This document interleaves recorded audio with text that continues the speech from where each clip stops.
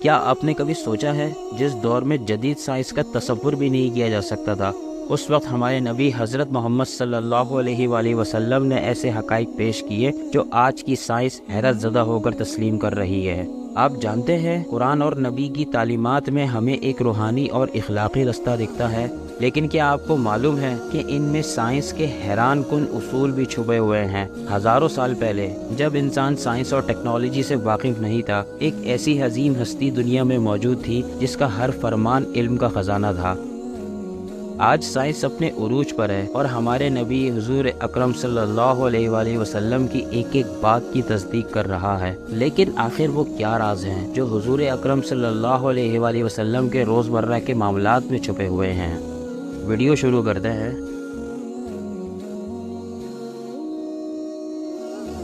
میں اب آپ کو ایسے حقائق بتاؤں گا جو سائنس اور ٹیکنالوجی کے حوالے سے پروو ہو چکے ہیں، جن کو حضور صلی اللہ علیہ وآلہ وسلم نے کرنے سے منع کیا تھا۔ آپ صلی اللہ علیہ وآلہ وسلم نے فرمایا، فجر اور اشراق، عصر، مغرب اور عشاء کے درمیان سونے سے باز رہا کرو۔ اب میڈیکل سائنس نے ڈسکور کیا ہے کہ کرۂ ارض پر فجر اور اشراق کے دوران آکسیجن کی مقدار بہت کم ہوتی ہے۔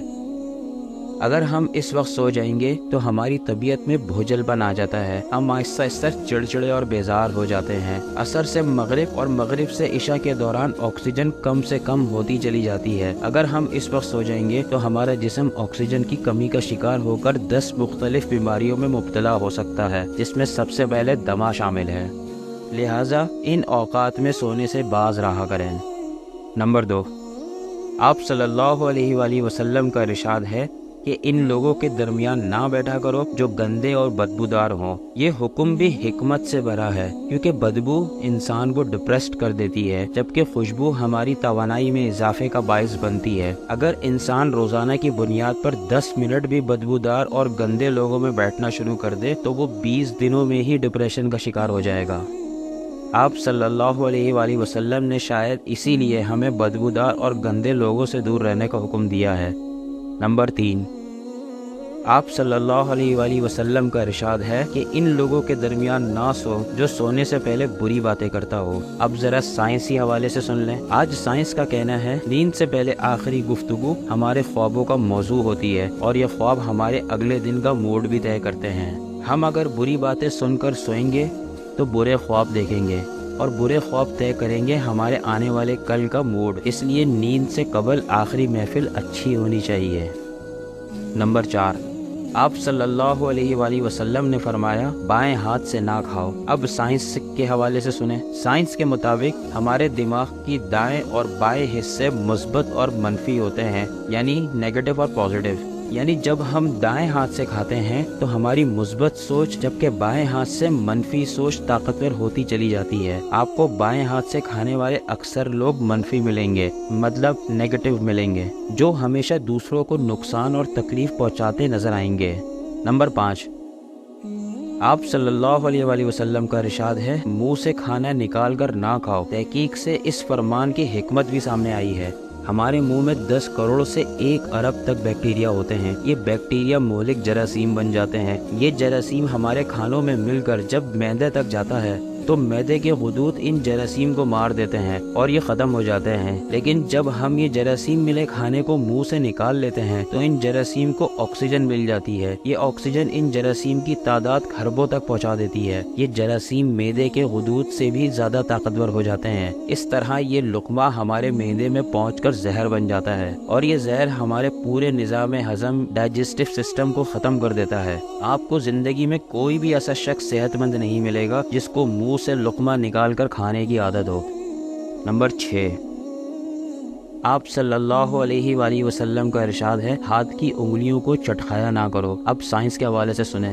سائنس کا کہنا ہے کہ جو لوگ انگلیوں کو چٹکھاتے ہیں، یعنی ان کے کڑاکے نکالتے ہیں، ان کے جوڑ کھلنا شروع ہو جاتے ہیں، اور پھر یہ لوگ جوڑوں کے درد کی شکایت بھی کرتے ہیں۔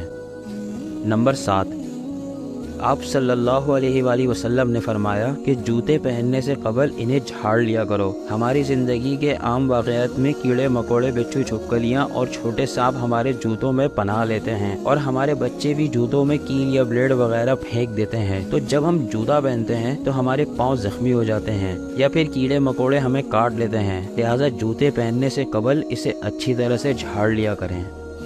نمبر 8، آپ صلی اللہ علیہ وآلہ وسلم کا ارشاد ہے کہ نماز کے دوران آسمان کی طرف نہ دیکھو۔ یہ فرمان بھی درست ہے۔ آسمان میں ایک وسعت ہے، یہ وسعت ہمیشہ ہماری توجہ کھینچ لیتی ہے۔ جب بھی ہم آسمان کی طرف دیکھتے ہیں تو ہماری توجہ بڑھ جاتی ہے اور توجہ واپس لانے میں ٹھیک ٹھاک وقت لگتا ہے، جبکہ نماز کے لیے فوکس درکار ہوتا ہے۔ ہم جب نماز کے دوران آسمان کی طرف دیکھتے ہیں تو ہم سجدہ اور رکوع بھول جاتے ہیں۔ یہ فارمولہ تخلیقی کاموں کے لیے بھی ہے۔ اگر کوئی رائٹر لکھتے ہوئے، مصور تصویر بناتے ہوئے، موسیقار دھن بناتے ہوئے آسمان کی طرف دیکھے تو ان کا تسلسل ٹوٹ جاتا ہے، یہ اپنا کام بخوبی مکمل نہیں کر پاتے۔ شاید یہی وجہ ہے کہ دنیا کے زیادہ تر کام بند کمروں میں مکمل کیے جاتے ہیں۔ انبیاء اکرام اور بزرگان دین نے بھی بند جگہوں پر اللہ تعالیٰ سے لو لگائی ہے۔ نمبر 9، آپ صلی اللہ علیہ وآلہ وسلم نے فرمایا کہ رفع حاجات کی جگہ یعنی ٹوائلٹ کے اندر نہ تھوکو۔ یہ حکم اپنے اندر دو حکمتیں رکھتا ہے۔ بیت الخلاء میں تھوکنے کے بعد آنے والوں کو بھی تکلیف ہوتی ہے، اور دوسرا ٹوائلٹ میں لاکھوں قسم کے جراثیم ہوتے ہیں۔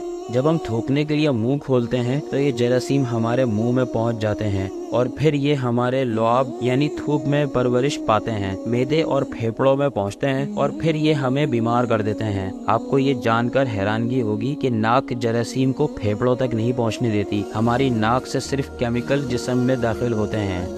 جراثیم زیادہ تر بدن میں اترتے ہیں، اور ان کا بدن میں داخل ہونے کا سب سے بڑا ذریعہ بیت الخلاء ہے۔ چنانچہ باتھ روم میں لمبی لمبی سانس لینے، تھوکنے، گانا گانے، آواز دینے اور موبائل فون پر بات کرنے سے بہت زیادہ پرہیز کریں۔